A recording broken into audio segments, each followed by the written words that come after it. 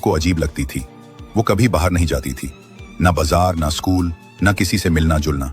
उनके साथ एक ही मर्द रहता था, उनका बड़ा सौतेला भाई ताहिर, 27। लोगों को लगता था कि वो उनका रखवाला है। माँ बाप, डॉक्टर बुलाया गया और जैसे ही चेक किया गया सब सुन हो गए। Ayesha was 4 months pregnant.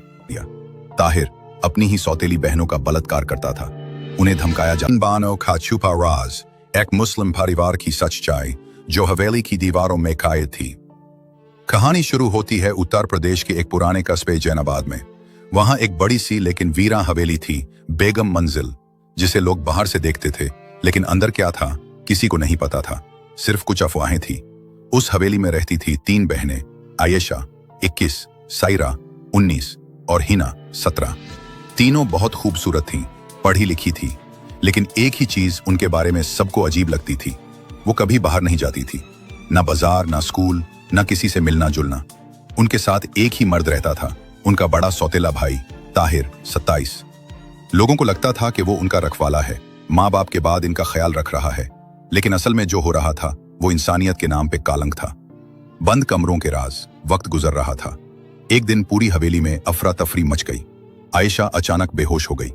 Doctor बुलाया गया और जैसे ही चेक किया गया सब सुन हो गए। Ayesha was 4 months pregnant. Doctor shock में था, ये कैसे हो सकता है? आप तो कहती हैं ये लड़की कभी घर से निकली ही नहीं। सायरा और हिना की आंखों में आंसू आ गए, वो सिर्फ जमीन की तरफ देख रही थी। डॉक्टर कुछ कह नहीं पाया, बस चला गया। ताहिर ने गुस्से में पूरी हवेली को बंद कर दिया, कहा किसी को कुछ बोलने की जरूरत नहीं, ये घर की इज्जत का सवाल है। इर्फ आयशा नहीं थी। कुछ हफ्ते बाद सायरा भी बीमार पड़ गई। जब उसकी भी जांच हुई तो वो भी प्रेग्नेंट निकली।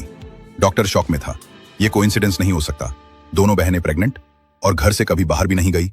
घर की नौकरानी रजिया, जो 20 साल से उस हवेली में काम करती थी, एक रात छुप के पुलिस स्टेशन गई। उसने कहा, साहब मुझे लगता है हवेली के अंदर कुछ बहुत बुरा हो रहा है। पुलिस ने छुप के इन्वेस्टिगेशन शुरू की।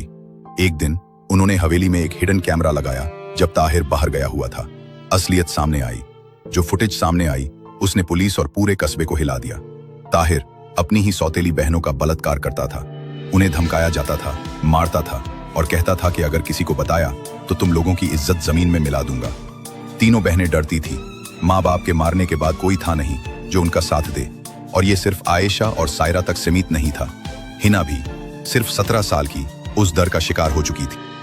पुलिस ने ताहिर को तुरंत अरेस्ट किया। जब लोगों को पता चला पूरा गांव सड़क पर आ गया। ताहिर को फांसी दो, फांसी दो। कोर्ट ने केस को फास्ट ट्रैक किया। DNA टेस्ट से साबित हो गया तीनों प्रेगनेंसीज के लिए जिम्मेदार ताहिर ही था। जज ने कहा, यह सिर्फ एक जुर्म नहीं, इंसानियत के खिलाफ गुनाह है। कोर्ट ताहिर को फांसी की सजा सुनाता है। अटेंड आ गया। आखिरी सीन। आयशा ने एक प्रेस इंटरव्यू में कहा, हमें नहीं चाहिए था दुनिया की सिंपैथी, हमें सिर्फ चाहिए था इस शैतान से मुक्ति।